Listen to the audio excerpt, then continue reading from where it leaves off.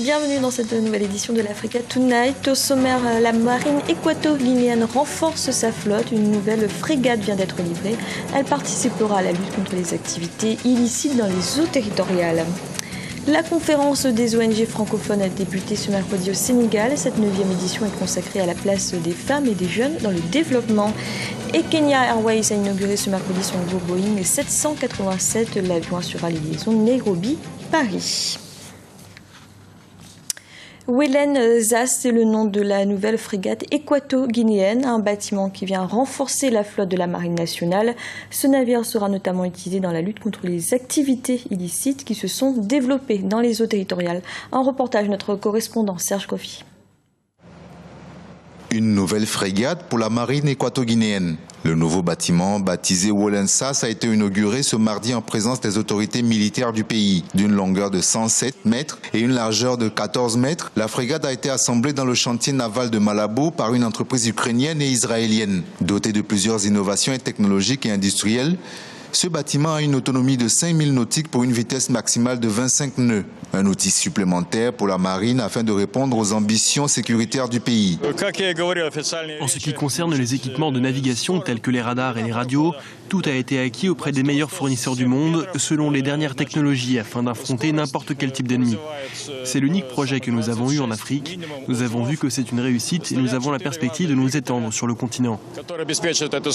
Le dernier né de la marine équato-guinéenne est multifonction et pourra naviguer au large quelles que soient les conditions météorologiques. Capable d'attaquer et de se défendre contre des avions et d'autres navires.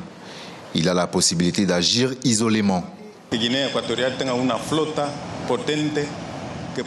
La Guinée équatoriale possède désormais une flotte puissante qui peut sécuriser notre espace maritime. Ceci n'est pas notre dernier projet. Le fait de recevoir ce bateau démontre que nous pouvons en construire d'autres. Ce bateau représente un des fleurons de la marine équato-guinéenne qui travaille pour la sécurité du golfe de Guinée. Comme vous le savez, cette région est victime de la piraterie.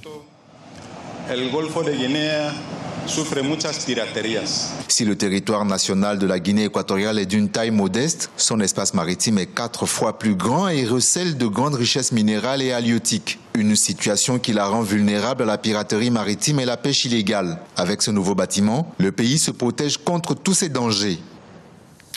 Au Nigeria, la préoccupation majeure des autorités est devenue la lutte contre le groupe terroriste Boko Haram. Mais avec les enlèvements au Cameroun, la menace est étendue aux pays limitrophes. Pour l'ancien représentant du bureau de l'ONU pour l'Afrique centrale, Abou Moussa, c'est même toute la sous-région qui est concernée. Ibrahim Ndiaye. Boko Haram, une menace pour la stabilité en Afrique. Outre les attentats perpétrés au Nigeria, la secte islamiste opère régulièrement des incursions meurtrières dans les pays limitrophes, notamment au Cameroun.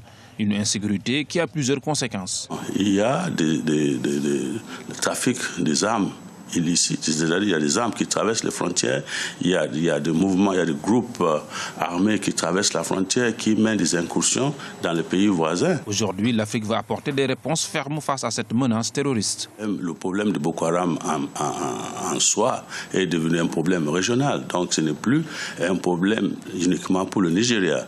Donc il faut nécessairement une coopération entre les pays limitrophes pour le partage d'informations et puis la gestion même de la situation de la traversée de Boko Haram et d'autres implications qui pourraient en suivre. Donc voilà pourquoi il est important absolument de gérer la question de façon régionale et de façon globale, coordination ainsi que le partage de renseignements. Les questions de paix et de sécurité transfrontalière sont devenues prioritaires sur le continent. Outre la traque contre Boko Haram, les États africains entendent combattre la criminalité transfrontalière par une mutualisation des moyens militaires et politiques. Un défi certes difficile mais pas impossible.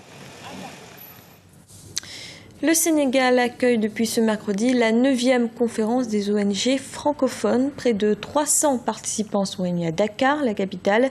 Ils sont invités à échanger autour de la thématique du prochain sommet de la francophonie. Femmes et jeunes, vecteurs de paix et acteurs du développement. Un reportage de notre correspondant Djibril Fana. La conflictualité sur le continent, les problématiques de développement ne sont pas seulement l'apanage des acteurs étatiques. Les acteurs non étatiques ont aussi leur rôle à jouer.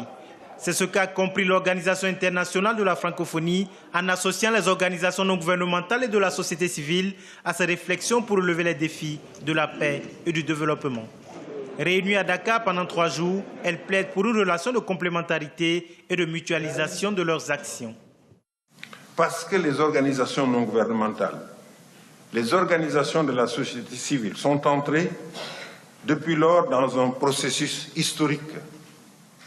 Elles ont partout progressé en nombre, en capacité et en champ d'action, en popularité aussi auprès des opinions publiques, en influence sur les États et sur les organisations internationales. Dans de nombreux théâtres de conflits sur le continent, lorsque les positions politiques sont difficilement conciliables, l'implication des organisations de la société civile a permis parfois d'éviter le pire. Concernant la conflictualité dans la région des Grands Lacs, par exemple, elles font aujourd'hui un important plaidoyer pour dénoncer le rôle des puissances extérieures dans la persistance des conflits armés. Les actions diplomatiques que nous menons, c'est de demander aux grandes puissances qui soutiennent les groupes armés dans la région des Grands Lacs de cesser cela. Je rappelle qu'il y a actuellement presque 13 millions de morts. C'est plus qu'en Syrie, c'est plus qu'en Libye. Mais ça gêne les gens d'en parler. Les organisations de la société civile sont devenues des acteurs incontournables dans la géopolitique africaine.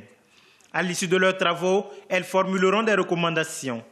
Celles-ci seront soumises au chef d'État lors du prochain sommet de la francophonie en novembre 2014 à Dakar. Le nouveau Boeing 787 de Kenya Airways a atterri ce mercredi à Paris, en France. Il s'agissait du tout premier vol commercial de l'appareil en provenance de Nairobi. Cet avion devrait permettre à la compagnie aérienne de mieux répondre à la demande toujours croissante de passagers entre les 2 capitales. Thierry Noir. Le Dreamliner, un Boeing 787 de la compagnie Kenya Airways, a inauguré la desserte de la liaison Nairobi-Paris ce mercredi 4 juin. L'appareil a atterri à l'aéroport de Paris, Roissy-Charles de Gaulle, à 6h20 heure locale, après avoir décollé à 22h45 du hub Kenya Airways à l'aéroport international Kenyatta de Nairobi. L'occasion pour les responsables de la compagnie d'expliquer leurs attentes vis-à-vis de ce vol. Nous souhaitons montrer aux personnes qui nous ont quittés à cause des anciens appareils que nous savions qu'elles peuvent revenir. Parce qu'aujourd'hui, nous sommes aussi bons, voire meilleurs que beaucoup d'autres compagnies. Nous attendons une augmentation des revenus à hauteur de 20% comparé aux chiffres réalisés avec le 767. Les vols jouent un rôle important pour faciliter les déplacements entre les populations des régions différentes, mais également pour renforcer les relations diplomatiques entre les États. Un aspect que le Kenya veut particulièrement mettre en exergue en rassurant quant à la sécurité du pays. Le terrorisme n'est pas un problème isolé et exclusivement lié au Kenya. C'est un phénomène mondial que nous devons affronter tous ensemble. La France est un partenaire dans cette guerre face au terrorisme et nous allons continuer à coopérer pour faire de ce monde un lieu plus sûr pour nous tous. Le Boeing 787 Dreamliner remplace désormais le 767 qui assurait jusque-là la desserte entre Paris et Nairobi. L'appareil a été réceptionné par Kenya Airways début avril 2014 et baptisé Great Rift Valley par le président Uhuru Kenyatta. Il devrait améliorer le confort des passagers sans entraîner augmentation du prix du billet. Plus que quelques jours avant le début de la Coupe du Monde de football, et si le Brésil, pays hôte, est en train de relever le défi de son organisation, en Afrique, certains États espèrent un jour pouvoir accueillir cette compétition internationale. C'est dans cet objectif que les gouvernements modernisent leurs infrastructures. Ibrahim Ndiaye. Le sport africain est en pleine mutation depuis plusieurs années. Nombreux sont les grands clubs européens qui bénéficient de l'apport de grands joueurs du continent, notamment dans le football. Toutefois, l'Afrique devra relever l'immense défi des infrastructures sportives. En effet, rares sont les pays africains ayant des stades capables d'accueillir des grandes compétitions après l'Afrique du Sud et le Maroc. Pour les autorités béninoises, offrir au pays des infrastructures dignes de ce nom est désormais une priorité. Le renouveau du football passe également par la construction et ou l'aménagement d'infrastructures dignes des ambitions que nous nourrissons pour notre football national. Notre souhait est qu'à moyen terme, chaque ancien département de notre pays dispose d'un stade de football moderne qui offre aux jeunes un vrai cadre d'épanouissement et d'éclosion de leurs talents. Que l'État béninois accompagne tout ce qui se fait de bon pour le développement de notre football. Le Gabon, pays d'Afrique centrale, a su, grâce à une volonté politique, profiter de la Coupe d'Afrique des Nations organisée sur son sol en 2012 pour se doter d'infrastructures sportives de qualité. Au total, un stade, 9 sorties de terre, le stade de l'Amitié avec ses 45 000 places. Il y a eu un stade réhabilité et la capacité qui a été revue à la hausse, le stade de Franceville, qui a vu sa capacité être portée à 20 000 places. Il y a eu au total 4 stades d'entraînement qui ont été construits. Après l'Afrique du Sud en 2010, une candidature du Maroc pour accueillir la Coupe du monde de football de 2026 est à l'étude. Preuve que les États africains peuvent relever le défi d'offrir des temples du sport roi capables d'accueillir les plus grandes compétitions mondiales. C'était le journal de la rédaction. Merci de l'avoir suivi. Retrouvez dans un instant une nouvelle édition de l'Africa Tonight.